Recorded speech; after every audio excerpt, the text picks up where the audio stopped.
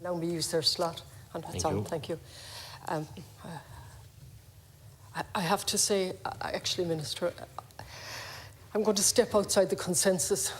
And the consensus, as the Taoiseach outlines it here in his 9-page speech in relation to Europe and everybody being on side.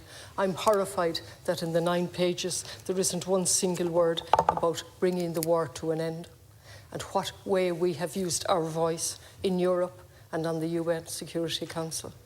What are we doing as a proud neutral country to stop this horrific war? I didn't see anything. I see that we have time to look at new candidates for the EU, to enlarge the EU. We have time to talk about different matters that are coming up at various other meetings, and no sense of urgency in relation to the Ukrainian war, the illegal, absolute illegal war perpetuated by Russia. And to date alone, on the figures, we have 4,569 civilian deaths. That's of 19th of June. Of them, 304 were children. Furthermore, 5,699 people were injured or reported injured. And of course, the real figure is much higher. And yet, we have the Minister, the Taoiseach in his speech talking about, with many predicting that the war in the Ukraine may be long. What's the Taoiseach's opinion on that? What is it that we're saying as a country?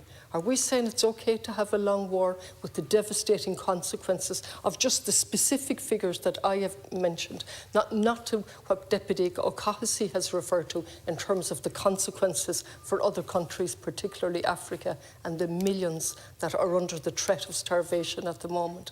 At what stage will we take courage in our hands and say, small, neutral country, we have a role here in promoting peace and realising that the consequences of this war are far greater than Ukraine or the neighbouring countries.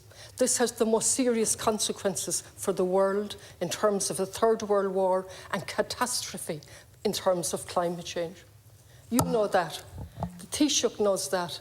And yet there are 9 pages of a speech that don't even look at it. And it doesn't address any of the hypocrisy in relation to how we treat some countries and some refugees completely different than other countries and other refugees. And in the beginning, when there's urgency and we have to react, and I fully support the effort in relation to humanitarian aid for Ukraine and for the Ukrainian people that are here.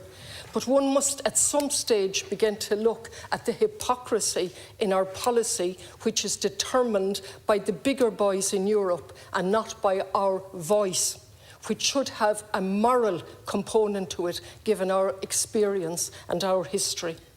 And yet we're here today looking at a speech that conveniently leaves out what Ursula von der Leyen stated last week, that the Ukrainians are ready to die for the European perspective. Does that not encapsulate the emptiness of the language in relation to what's happening? The Ukrainians are willing to die for the European perspective. What does that mean? What does the European perspective mean? What does it mean that we give extra money, and rightly so, so that the International Criminal Court can function more effectively? But is that the purpose of the money that we've given? We've gone from a couple of 100,000, I understand, to a couple of million. Is that to make that instrument more effective? And if so, I welcome that. But is it simply to deal with Ukraine and to deal with their crimes, Russia's crimes against humanity? Or will we look at other countries that have already been referred to the International Criminal Court in terms of Israel's behaviour and what it has done to Palestine?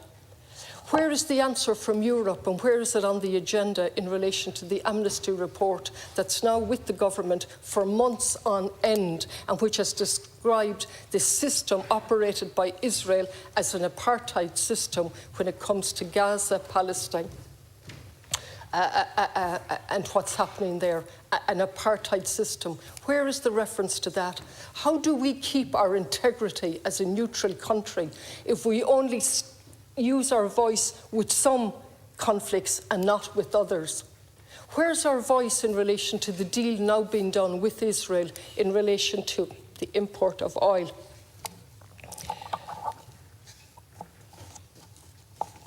I actually feel like sitting down, Minister, my time is up anyway, because the misuse of language and the failure to deal with the absolute catastrophic consequences of what we're allowing to happen, and all of the time we're talking about enlarging and expanding a European project without using our voice to say, let's stop. Let's halt for a moment. The most important thing here is to use every diplomatic sinew in our body to stop this war. Thank you, Chair.